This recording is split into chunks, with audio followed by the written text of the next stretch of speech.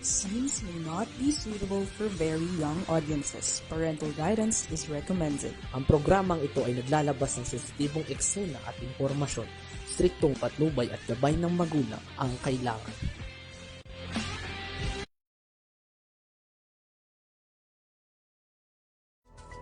Okay, isang magandang araw. Kamusta na kayo, kabayan? Ayan, hindi nagloloko yung yung mga kalsadaan ngayon. Tingnan natin natin kakalsadaan. Ayan, sa may kawaya, balintawak pala to. Na tumaas na ang kanyang toll fee. Nagulat ako, parang 100 plus yata. Okay, ang Balintawak Toll Plaza, tingnan po natin. Passable naman, ganun din ang Mapulang Lupa.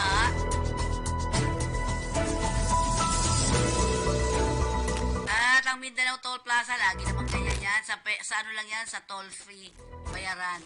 Sa may kawayan, Bukawi Toll Plaza at San Fernando. Parang sa San Fernando, umuulan, no? Parang umuulan, madilim sa kanya eh. Okay, yan po ha. Wala pong masyadong aberya. Although nagsisiksik ng kaunti nini sa may Mapulang Lupa papuntang south ay north, pero passable pa rin naman yan.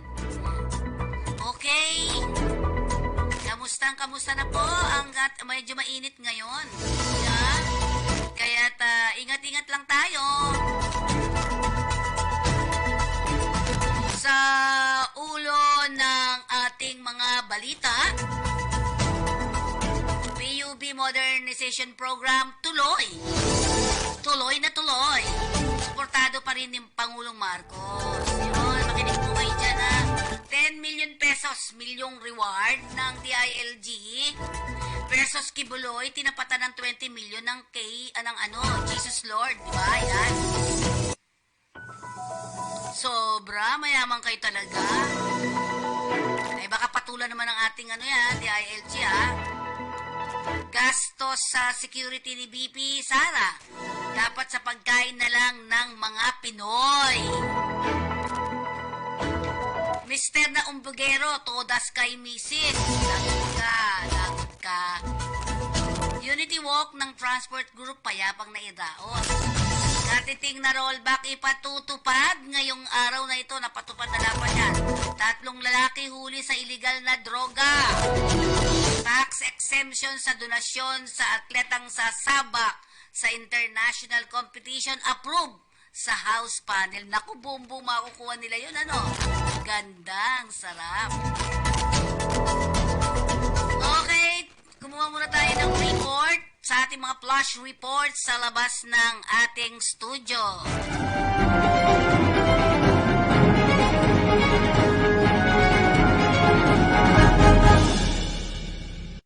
Yes, nakuha ng Manila Bureau of Permits ang 105% na target collection dito kumpara sa parehong period noong nakaraang taon. Nakapag-rehisto ito ng highest number of new businesses noong 2023 kumpara sa taong 2022 at patuloy pa rin itong tumataas. Dahil dito, pinapurihan ni Mayor Hani Lacuna, si Permit Bureau Chief Levy Pacundo at ang kanyang team at iginiit ng lahat ng revenue generating departments, bureaus and offices na kung ang ginagawa ay efficiently, maganda ang magiging takbo ng Maynila. Sa bahagi ni Pacundo ay pinasalamatan niya ang alkalde at si Vice Mayor Rio Serbo at sinabi na kung wala ang suporta nito, hindi maaabot ang ganitong kataas na koleksyon at binigyan din na malakas at maayos na yon ang kalagayan ng pagnenegosyo sa Maynila. Nabatid na nalagpasan ng Bureau of Permits ng 2,507 ang bilang ng mga business permits na kanilang ipinoproseso kumpara noong taong 2023. Ang lungsod ngayon ay nasa 98% na kumpara sa bilang ng kabuuang 2023. At dahil may 5 buwan pang natitira, sinabi nito, yak na masasapol ang target bago malagpasan pa ang mga ito.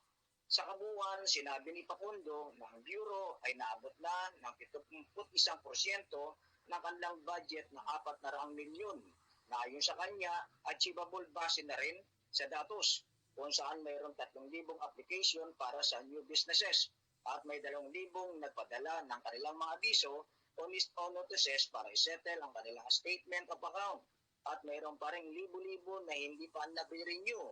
Binanggit ni Pakundo ang suporta ni Lacuna at Serbo, gayon din ang kanyang mga staff sa mga programang inilunsad ng Bureau tulad ng First Wedding Expo in the City, kung saan ang proyekto ay nakapag-inject ng 10 milyon piso sa ekonomiya ng lungsod at nakalika ng 400 trabaho para sa Manila residents. Samantala, nananawagan si Lacuna sa mga business owner na tumugon sa payo ni Pakundo na mag-online para sa kanilang mga inquiries at iba pang mga transaksyon sa Bureau of Permits dahil ito ay mas episyente, mas mabilis, makakasave pa ng oras, pagod at pera kaysa pupunta pa ng Manila City Hall. Ayon kay Pakundo, ang lahat ng mga business inquiries ay maaaring mag-email sa permit@manila.gov.ph at makatanggap ng kasagutan sa loob lamang ng 24 na oras. Mas mabilis din hanya kung ang isang application ng business owners ay sasali sa Viber ng Bureau of Permits helpdesk na tutugon naman mula alas 8 ng umaga hanggang alas 5 ng hapon. Mula sa lungsod ng Maynila, ito si Katotong Junior Sures, number 8, nag-uulat sa Balitang Halian, Kakampi, Online.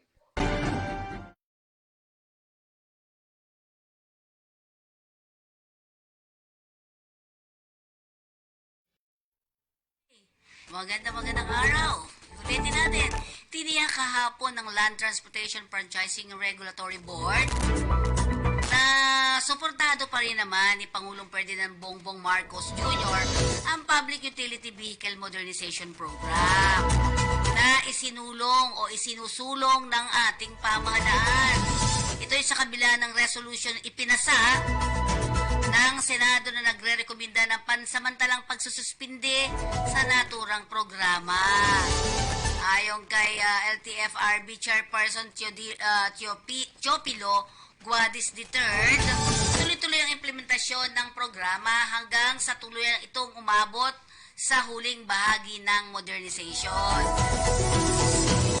Sinuportahan ng Pangulong ang programa at tuloy-tuloy ito hanggang matapos po ang final stages ng modernization. Ito ang pahayag ng NIA.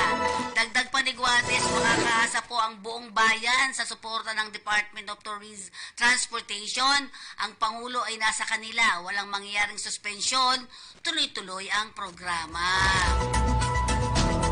Matatanda na sa 22 mula sa 23 senador ang lumagda sa Senate's Resolution number 1096 na umihikayat sa pamahalaan na pansamantalang suspindihin ang implementasyon ng modernization program na mas kilala ngayon sa tawag na Public Transport Modernization Program. Kahapon naman ay isang unity walk ang dinaos ng ilang transport cooperatives na tumalima sa PUB-MP na ang layunin ay tutulan ang naturang resolusyon ng Senado. Samantala, ito puro pera-pera pag-uusap, hindi pa ibigay sa mahihirap. Tinapatan ng Kingdom of Jesus Christ ang 10 million reward money. 10 million pesos po ha.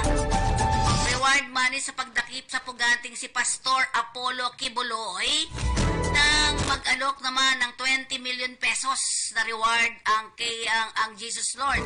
Kung sino ang makakapagbigay ng impormasyon sa nagbigay ng donasyon na 10 million sa gobyerno. Diyos ko, ilabas nyo na lang yan. Ayon sa legal counsel ni Kibuloy, na si Attorney Isalito Torreon na nais ng COJC na malaman kung sinong nasa likod ng pagbibigay ng 10 million kay Department of Interior and Local Government o DILG Secretary Benhar Abalos. According to the officer of the Kingdom Jesus Christ, mayroon po silang inalok na 20 million pesos to those who can provide information as to who gave the private money to Secretary Benhar Abalos para raw madakip si Pastor Kibuloy. Ani Torreon. Sinabi pa ni Torreon na illegal umano ang pagtanggap ng pera mula sa pribadong tao na nasa ilalim ng Republic Act 6713 Section 7D, kung saan malinaw na ipinagbabawal ang pagtanggap ng mga public officials ng anumang pera mula sa pribadong tao. Hindi naman po yan gagamitin sa kandidatura eh. Nais din ng kingdom na malaman kung sino ang nasa likod ng pagbuo ng assassination team na siyang papatay umano kay Kibuloy. Meron bang ganon? Ang naturang halaga ay mula sa iba't ibang miyembro nila sa buong mundo. Ibigay nyo na lang po yan sa mga mahirap. Magugunita noong Hulyo 8 nang inanonsyo ng DILG na merong alok na 10 million pesos. Napabuya sa sinumang makakapagturo sa kinaroroonan ni Kibuloy at tig 1 million naman sa mga co-accused nito.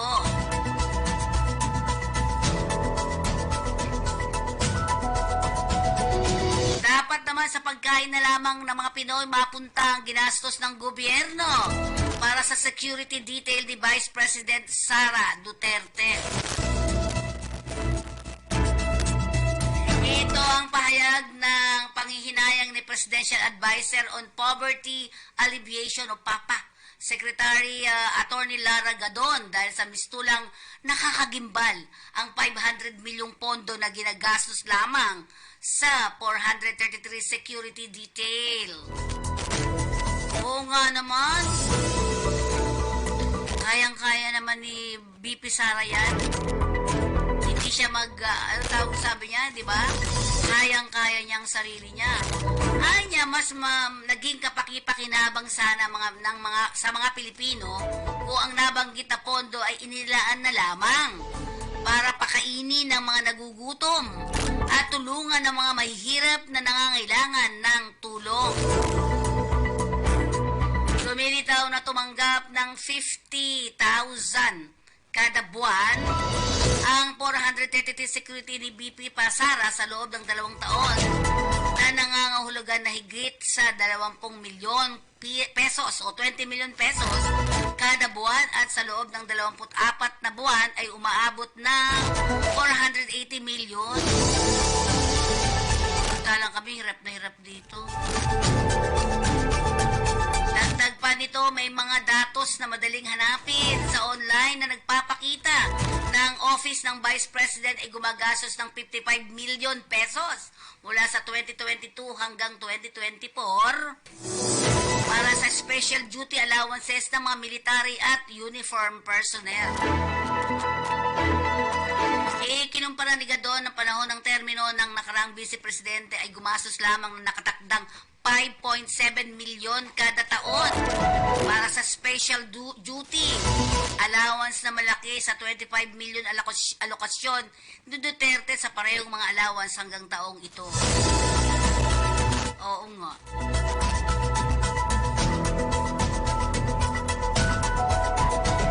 Patay ang isang lalaki nang saksakin ng kanyang live-in partner na hindi na matiis ang ginagawang pananakit ng una kamakalawa ng gabi sa Quezon City. Dineklarang dead on arrival sa FEU General Hospital ang biktimang si John Louis Solomon, 22 years old, warehouseman, residente ng Barangay Commonwealth, Quezon City. Samantalang nasa kustudya naman ng Quezon City Police District ang suspect na si Crizel Baterna Concepcion, 22 years old. Lumilitaw sa nangyari ang krimen nitong Sabado bandang alas 8 ng gabi sa bahay ng mag-live-in partners. Ayon kay Angel, kapatid ng suspect, nasa banyo siya nang marinig na ang pag-aaway ng biktima at suspect.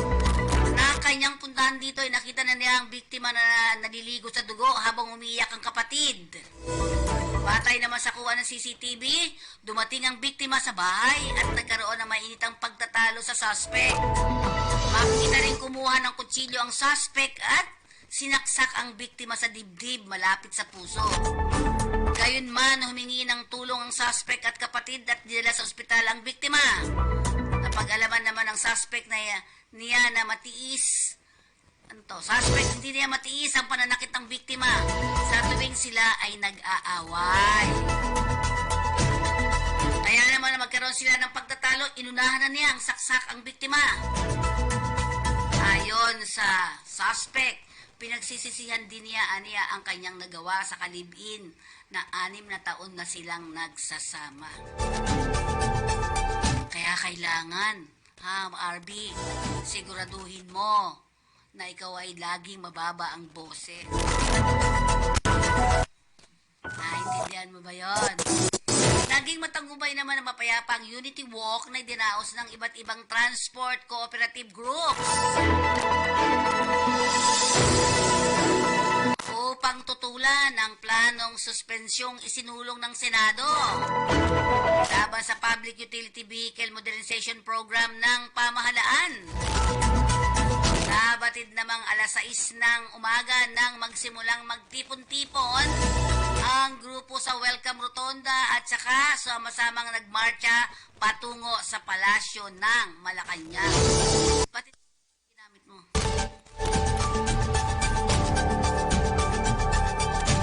Ayon sa MPD, dakong 6:00 o 9:40 o 9:40 ng umaga nang simulan ng grupo ang programa sa Legazpi Street, kanto ng Mendiola Street sa Maynila at nagtapos dakong 10:12 o 10:12 ng umaga.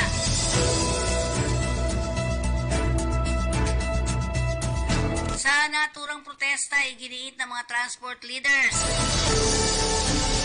na ibasura ang Senate Resolution 1096 na nagre-rekomenda ng temporary suspension ng modernization program. Ayon pa sa kanila, hindi dapat suspindihin ang PUBMP at sa halip ay dapat na magkaroon ng budget ang programa ngayong 2024. Pasado 1:00 ng tanghali o 1 o'clock ng katanghalian naman ang voluntaryong mag-disperse ang grupo at magsiuwi. Sa pagtataya ng MPD, nasa mahigit 500 individual ang lumahok sa naturang protesta. At tingnan yung kinuha ni Jeffrey, di ba? Ayan.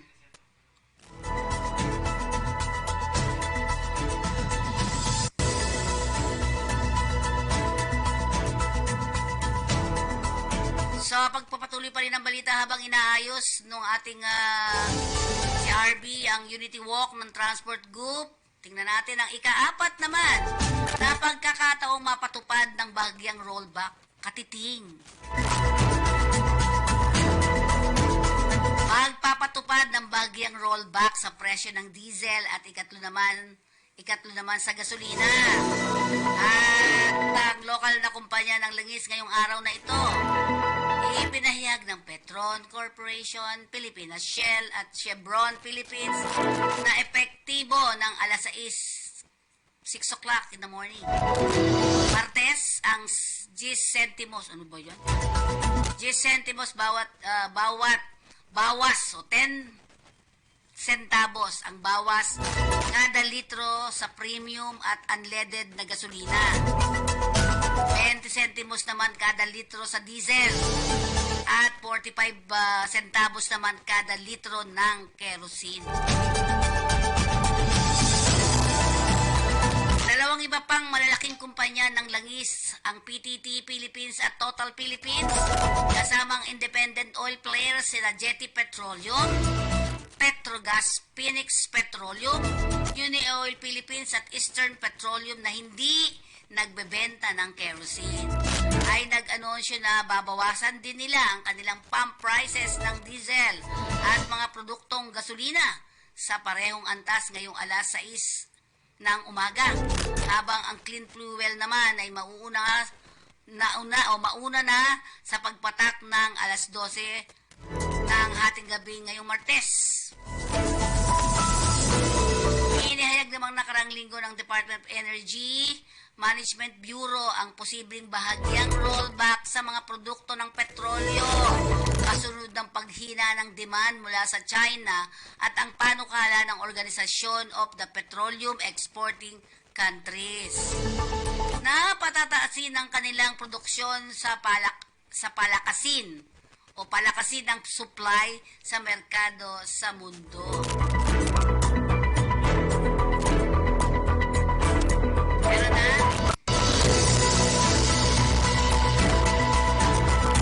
Harvey?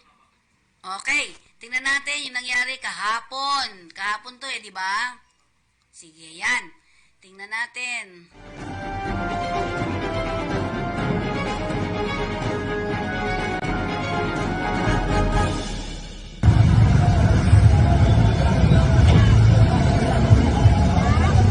Ngayon, ito po, lumalakad na po yung lumalakad na po yung ating mga magnificent event. Pupunta na po ito ng Medjola. Okay, sa may Medjola. Ayan. Ngayon, nakaready na po silang pumunta ng Malacanang. So, pinayagan na po sila ng ating mga kapulisan. At umalis na po yung harang dito ng ating mga kapulisan. So open na po yung area. Kaya po pwede na pong lumakad. So naka-ready na rin po silang lumakad papunta po ng Malacanang para ipanawagan nila na wag pong aprobahan ng ating mahal na Pangulong BBM na suspindihin ang consolidation. Kaya yung panawagan nila, tindig bagong Pilipinas para sa modernisasyon ng transportasyon. Solusyon, hindi suspension. Yun yung panawagan nila ng ating mga kababayan dito sa tinatawag nila ng Magnificent Seven.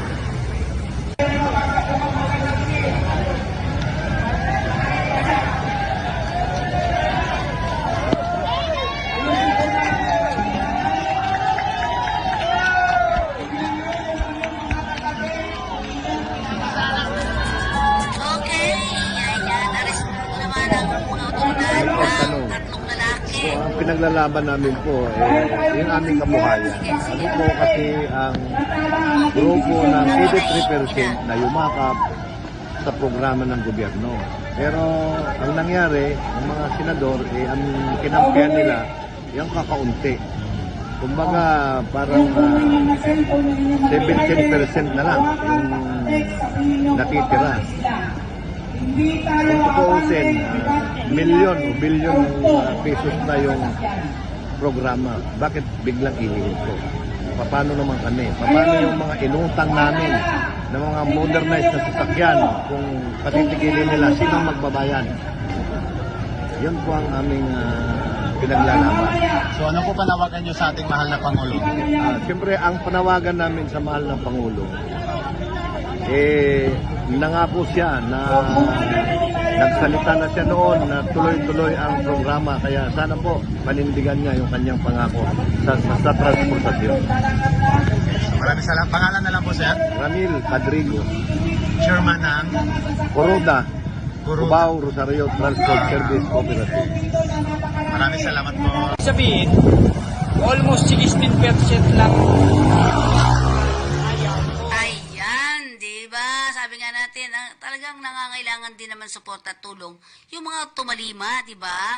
Sana titingnan natin yan. Sabi naman ng Pangulo, tuloy-tuloy pa rin ang suporta nila para sa inyo. At ganoon din naman yung sa kabila, aayusin lang siguro, no? Yun. Samantala, nakuha uli natin ang ating report. Arestado ang mga otoridad. Arestado ng mga otoridad ang 3 lalaki dahil sa pag-iingat ng illegal droga sa Tondo, Manila, kamakalawa ng gabi. Ang mga suspect ay kinilalang sina Ryan Tobias, 39 years old, Pintor Jeremias Saldiriaga, 28 years old, scavenger, miyembro ng Sputnik Gang, at Francis Cabrera, 24 years old, helper, miyembro ng Sputnik Gang, Pawang, residente ng Tondo, Manila. Batay sa ulat ng Manila Police District Station 1, nabatid na dakong alas 7 ng umaga o ng gabi, 7:10 ng gabi nang maaresto ang suspect sa isang operasyong ikinasa sa tapat ng Building 11 sa Aroma Compound, Tondo. Nauna na rin natanggap umano ng mga tauhan ng Smoky Mountain Police Community Precinct ng tumawag sa telepono hinggil sa illegal na aktibidad ng suspect kaya't agad na nagkasa ito ng operasyon. Mabilis namang inaresto ang mga suspect matapos mahulihan ang tinatayang aabot na 1.5 gramo ng hinihinalang shabu na may estimated values o street values ng 10,200. Ang mga suspect ay nakapit ngayon at nakatakdang sampahan ng kasong paglabag sa Republic Act 9165 o the Comprehensive Dangerous Drug Act of 2002 sa Piskalya. Masalamat kayo, ha?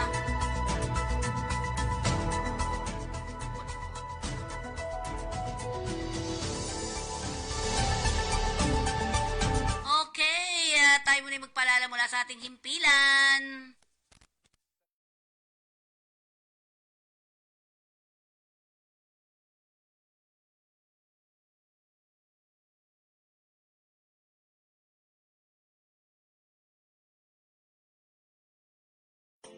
Hello kabayan! Ako po si Mafe. Mag-a-abroad ka ba?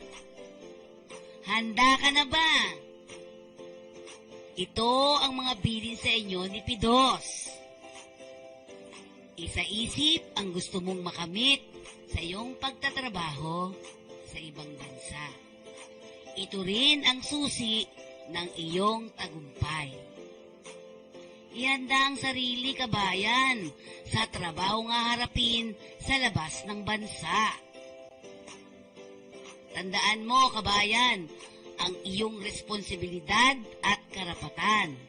Ito ang gabay mo sa paggampan sa iyong tungkulin. Umangkop ka rin sa batas at kultura ng bansang pupuntahan. Ito ang iyong magiging pansamantalang tirahan.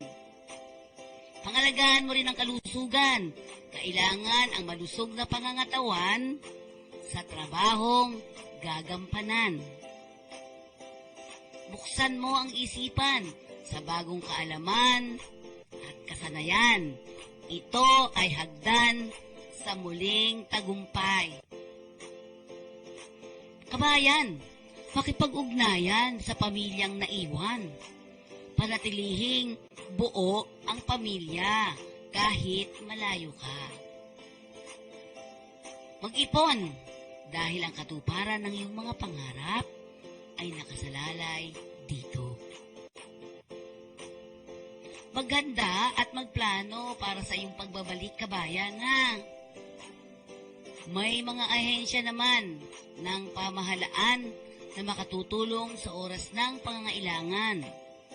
Huwag kang mag-atubiling sila ay lapitan. Salamat! Sana may naintindihan kayo.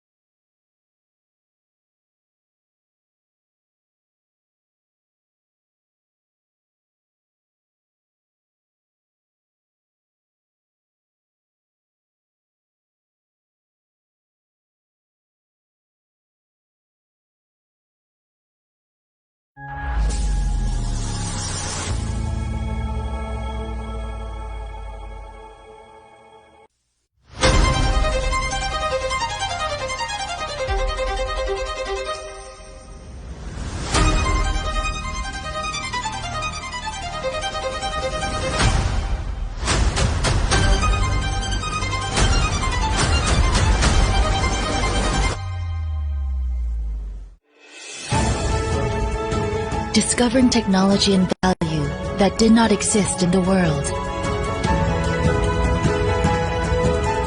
People who know the value of the beginning.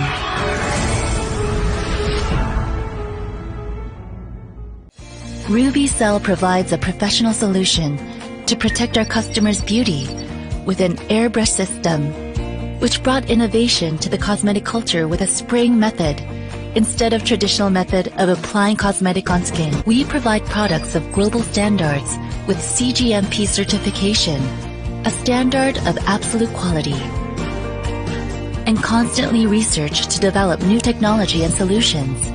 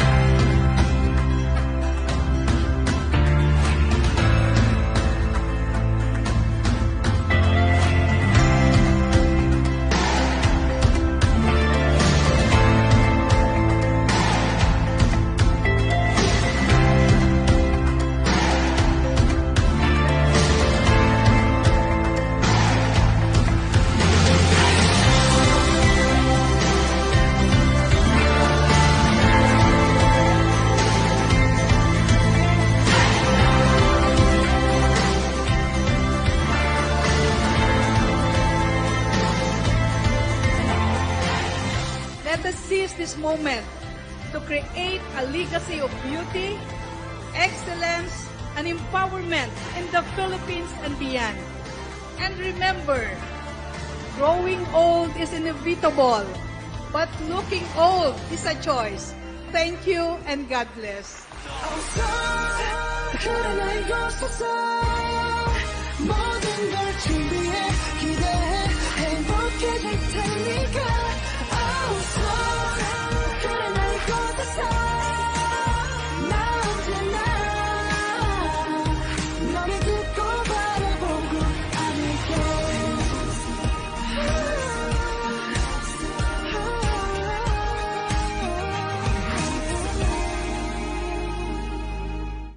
Okay, ayan. Diba? Ang sabi nga, kailangan talaga natin yan. Diba? Para sa looking young. Yan. Okay. So, diretso pa rin tayo sa ating programa. Nakalusot na sa panel ng House Committee on Ways and Means ang panukalang ilibre sa tax ang mga donasyon tulad ng cash prize sa mga pambansang atleta na sumasabak sa international sports competition.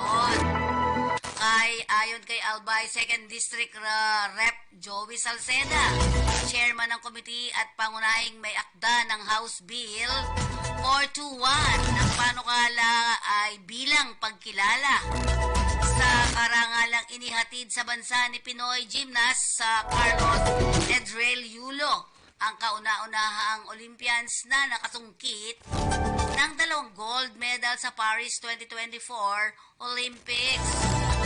Una nang inahay ng House Bill 42 noong 18th Congress bilang pagkilala naman kay Olympic gold medalist Hidelyn Diaz, pero nabigong magpatibay sa Senado. 12-year-old Carlos Yulo once gave an interview where he said that his dream was to win a gold medal for the Philippines in the Olympic. It took him more than a decade to reach the goal in the grandest manner possible. Ayon kay Salceda sa kanyang sponsorship speech, sinabi rin ni Salceda ng House Bill number 421 o ang Hidelyn Diaz Act na inihain sa nakalipas na Kongreso ay dapat kilalanin din si Kaloy Yulo sa mga premyong ibinibigay ng mga brands at kumpanya matapos na manalo sa kompetisyon. Bahagi ng mahalagang probisyon nito ay malibre sa tax ang mga donasyon ng kanilang ginagamit sa pagsasanay 1 taon bago ang kompetisyon. Bukod Bukod sa paglilibre sa tax sa mga donasyon, isang taon bago ang kompetisyon, pinanukala na ng Solon na ang donasyon na pinadaraan sa Philippine Sports Commission o ang Philippine Olympic Committee ay huwag nang kaltasan ng buwis. Ito ang ating mga balita sa araw ng Martes. Tayo muna po ay magkaroon ng isang ulat mula sa ating pag-asa. Ano na ba balita? 2024. So alamin po natin yung magiging lagay ng panahon sa malaking bahagi ng ating bansa. Unahin po muna natin yung ating latest satellite image. So sa kasalukuyan po ay may binabantayan tayong low pressure area na nasa loob ng ating Philippine Area of Responsibility. Although kung makikita po natin may kalayuan po ito sa ating kalupaan at walang direktang epekto sa anumang bahagi ng ating bansa. As of 3 a.m., huli itong namataan sa layong 835 kilometers, east-northeast po yan ng extreme northern Luzon. At sa ngayon po, hindi naalis or mababa po yung tsansa na ito yung magiging isang ganap na bagyo. Pero dahil nasa karagatan pa po ito, ay continuous po yung monitoring natin. Kaya patuloy po tayo mag-antabay sa updates na ilalabas ng pag-asa sa mga susunod na araw. Sa ngayon po, ang nakaka-apekto sa ating bansa ay nakikita po natin yung epekto ng hanging habagat or southwest monsoon at nakaka-apekto po siya sa areas ng southern Luzon pati na rin ng Visayas. Kung makikita po natin dito sa satellite image ay may mga kapal po na kaulapan na posible magdulot ng maulan na panahon sa areas ilang bahagi ng southern Luzon at Kabisayaan. Samantalang sa nalalabing bahagi naman po ng ating bansa, although may namamataan po tayong mga kaulapan ay hindi naman po sila tumatagal. So most likely magiging mainit pa rin po yung panahon lalong-lalo na pagdating ng tanghali at may mga isolated thunderstorms naman pagdating sa hapon o sa gabi. Sa mga susunod na araw naman po, inaasahan natin na magpapatuloy yung epekto nitong hanging habagat. Kaya asahan po natin mas magiging madalas yung maulan na panahon, lalong-lalo na sa malaking bahagi po ng Luzon at Visayas. At possible or mas magiging madalas din yung mga isolated mga pag-ulan pagdating sa hapon o sa gabi o sa madaling araw. So magiging lagay naman po ng panahon ngayong araw dito sa Luzon, gaya po ng nabanggit natin kanina dahil sa epekto nitong southwest monsoon o hanging habagat, may mga areas po na makakaranas ng maulan o maghapon ng mga pag-ulan ngayong araw. Diyan po sa Zambales, sa Bataan, dito po sa Metro Manila, pati na rin sa Cavite, Batangas at Occidental Mindoro. Asahan po natin yung mga kalat-kalat mga pag-ulan, pagkidlat at pagkulog. Samantalang sa nalalabing bahagi naman po ng ating bansa, gaya po ng nabanggit natin kanina, posible yung mga mainit na panahon pagdating ng tanghali. Pero sa areas po na apektado ng southwest monsoon, posible po yung mga biglaang buhos ng ulan sa madaling araw. So usually po, yung pattern pagdating sa umaga, ay makakaranas po tayo ng mga biglaang buhos ng ulan. Pagdating mo po ng tanghali, magiging mainit ang panahon at may mga pag-ulan po ulit pagdating sa hapon o sa gabi. So dyan po sa areas ng Calabarzon, dito po sa NCR, pati na rin sa Mimaropa at Bicol Region, doon po inaasahan natin magiging panahon ngayong araw. And for the rest of Luzon, ay inaasahan po natin mula umaga hanggang tanghali, magiging mainit ang panahon at may mga chance na naman na mga biglaang buhos ng ulan pagdating sa hapon o sa gabi. Kaya ihanda lamang po natin yung ating mga pananggalang sa ulan or yung ating mga payong. Sa agwat naman po ng temperatura ngayong araw, dito po sa Metro Manila aabot ng 32 degrees Celsius maximum temperatures, 16 or 24 degrees maximum temperatures para naman sa Baguio, para naman po dito sa Lawag, maglalaro mula 25 hanggang 32 degrees Celsius, 25 to 34 para naman sa Tugigaraw, at 24 to 32 degrees Celsius for Legazpi. Samantalang dito po sa Tagaytay ay maglalaro mula 23 hanggang 31 degrees Celsius. So magiging lagay naman po ng ating panahon sa nalalabing bahagi ng ating bansa. Gaya po ng nabanggit natin kanina, ilang areas din po ng Palawan, pati na rin Kabisayaan ay naapektuhan nitong southwest monsoon. Asahan lamang po natin yung maghapon na mapag-ulan sa malaking bahagi ng Palawan, pati na rin po dito sa western Visayas. Samantalang sa nalalabing bahagi ng Kabisayaan, gaya po ng nabanggit natin kanina dahil apektado din po sila ng hanging habagat, may posibilidad pa rin po ng mga early morning rain showers. Pagdating po ng tanghali, magiging mainit at posible po ulit yung mga pag-ulan pagdating sa hapon o sa gabi. For Mindanao area naman po, mainit mula umaga hanggang tanghali. Pagdating po sa hapon ay may mga posibilidad pa rin na mga isolated rain showers or thunderstorms o ito po yung mga panandaliang buhos ng ulan. Sa agwat naman po ng temperatura para sa mga piling syudad dito sa nalalabing bahagi ng ating bansa, sa Palawan, Visayas at Mindanao, 25 to 32 degrees Celsius inaasahan po nating agwat ng temperatura para sa Calayan Islands at Puerto Princesa, gayon din sa Cebu at Tacloban. Samantalang dito po sa Iloilo, maglalaro mula 25 hanggang 31 degrees Celsius, 24 to 32 naman para sa Cagayan de Oro, 25 to 33 para sa Metro Davao, at para naman sa Zamboanga ay maglalaro mula 25 hanggang 34 degrees Celsius. Sa kalagayan po ng ating karagatan, wala po tayong gale warning sa ngayon. Iba yung pag-iingat lamang po sa mga planong pumalaot sa mga posibilidad ng mga offshore thunderstorms. Ito po yung mga biglaan o mga panandaliang buhos ng ulan sa karagatan. Asahan po natin yung banayad hanggang sa katamtaman ng mga pag-alon kay malaya pong makakapalaot yung ating mga kababayan, lalong-lalo na yung may mga malit na sakyang pandagat. Ngayong umaga, si Haring Araw ay sisikat ng 5:41 a.m. at lulubog mamaya 6:23 p.m. Para sa karagdagang impormasyon, bisitahin lamang po ang aming social media accounts at ang aming website pag-asa.dust.gov.ph. Yan lamang po latest mula dito sa Pag-asa Weather Forecasting Center. Ako po si Rhea Torres. Magandang umaga po sa ating lahat. Thank you very much, Pag-asa. At dyan po nagtatapos ang ating balitang tanghalian. Ito si Harvey kasi tingin-tingin eh. Okay, ito po yung lingkod Fanny Cudemus. Nagpapaalam po sa inyo at abangan po ninyo ang Kalinga sa OFW. Kasama natin dyan si Miss Corazon Alma de Leon at meron tayong isang psychologist na makakausap sa araw na ito. Muli po, paalam na tayo!